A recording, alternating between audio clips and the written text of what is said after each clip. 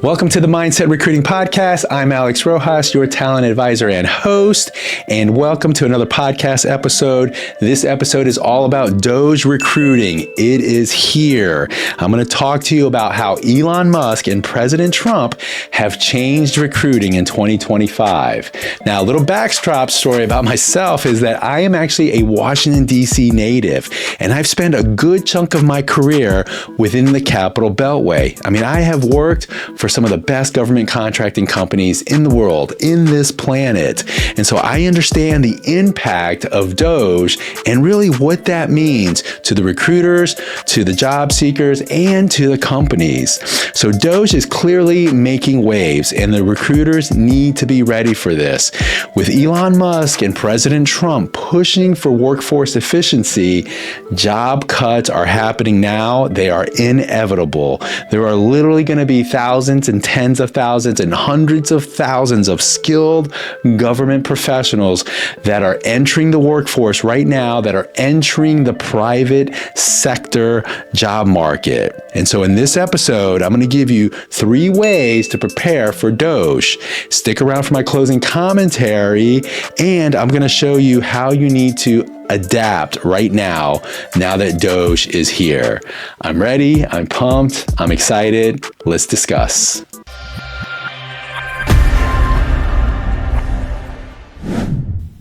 Okay, so we're talking about 3 ways that you can prepare for DOGE. The first one is going to be directly to the job seekers. It's all about DOGE acceptance. That's right. We have gone through the grieving process. We've seen this really play out in the media, in the news every day.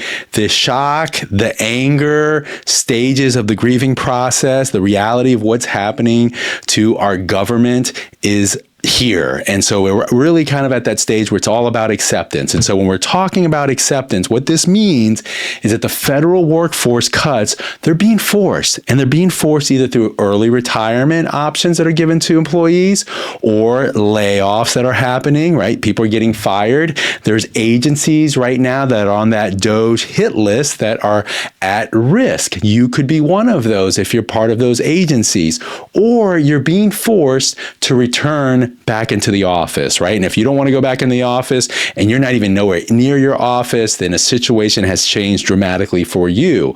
The other thing that we got to look at here is there's going to be a high demand of these government employees that are going to be skilled workers. And so the skilled worker areas are probably going to be more in the high-tech arena. We'll see actually how many of those high-tech versus non-tech positions actually make it into the marketplace.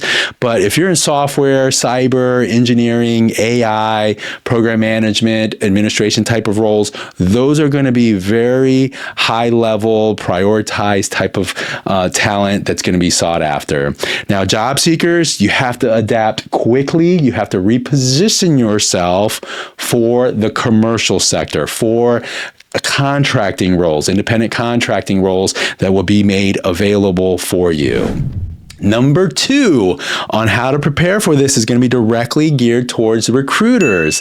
And so really what we're talking about is, as recruiters, guess what? You have a new talent pool. And what does that mean? That's fresh blood. I mean, this is blood in the waters right there right now, like never seen before from a recruiting standpoint. So just imagine this, the government supply, as far as layoffs go, that are entering the marketplace now gives an opportunity for these talented, skilled, security cleared type of professionals that have now entered this marketplace. And so as recruiters, you have to be very proactive in targeting and marketing these types of candidates to really say, hey, look, government employees, you've had that experience. They've been tenured, probably been there for dozens of years. And then guess what? You got to see what's on the other side. Is the grass greener when we're talking about private employment sectors, right? So the other area here that we want to look at is we really want to make sure that as a recruiter, you learn how to speak the government contracting lingo. And government contracting contracting lingo is all about buzzwords, acronyms. We're talking about national defense, national security.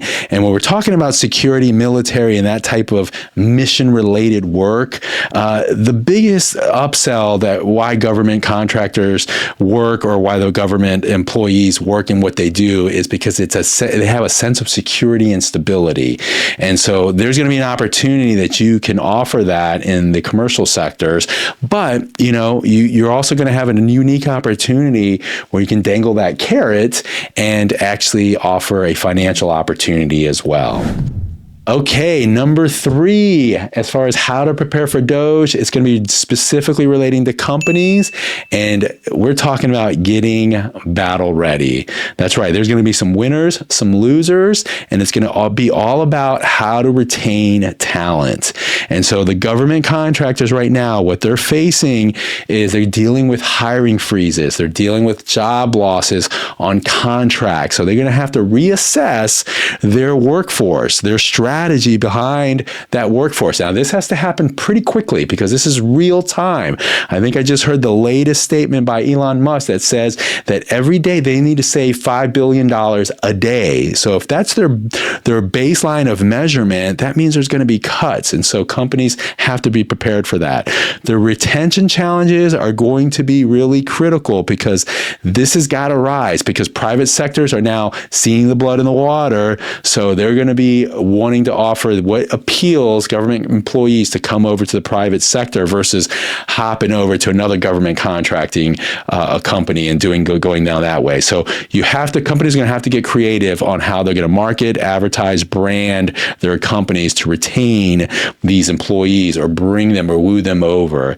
And as everybody knows, I am a big proponent, a big believer for pipelining. It is absolutely critical when we're talking about talent community pipelining. And so from this standpoint, you have to be in that business right now where you're building and you're nurturing, you're identifying the talent community within that government agency realm, whether it's in the government contractor or government employee route. This is the way that you're going to start building that pipeline and start nurturing talent that's out there. Okay, so it's time for closing commentary mindset. And really, what I want to leave you with is this notion of, and really kind of encouragement on how to adapt now. How can you adapt now to the situation that is here? And we found ourselves, I think the last time we were in this situation was probably during the pandemic, where the talent acquisition industry really had to make a massive shift in the way that we conducted business. And so this is what's happening now. Recruiters must pivot. They must pivot to sourcing the best talent that's out there, especially within a new sector. And so the market is going to start flooding in. It's already happening. They're starting to receive these new resumes, new talent that's coming in. And so the best recruiters, they're not going to fight this shift. They're going to actually master it and they're going to own the space. That's what happens. The best top 1% recruiters rise to the top and they take advantage of the opportunity about there. So this isn't really about job losses. It's really more about talent redistribution and the opportunity that this brings within the workforce. And so employers, the employers who move fastest, they're going to secure the top tier talent that's going to be out there way before their competitors. So agility, speed, and proactive engagement is going to determine the hiring success when it comes down to this. And job seekers, they must reposition themselves and they have to take advantage of being an asset. And I think a lot of times in government contracting, whenever we engage with military veterans that are transitioning out of the military and trying to find their next job, they're a little passive or they're not very assertive and they're unsure because that's all they've ever known was the military. But what they really quickly realize when they transition into a government contracting world, they've actually become a major asset to that company. And so it's the same thing for these government employees. They are an asset to the marketplace.